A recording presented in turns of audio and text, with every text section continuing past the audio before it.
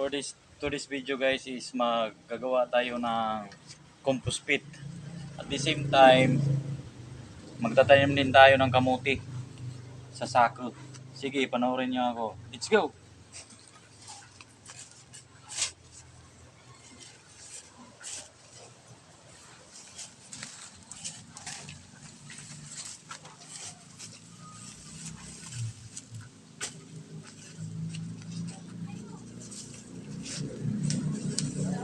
So, kailangan natin muna tatanggalin itong mga damo.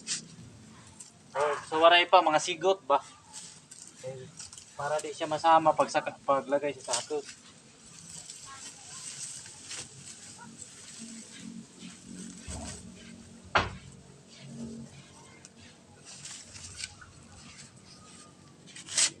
Ganyan talaga mga tigasin.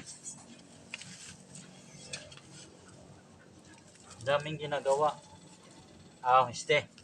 Walang ginagawa.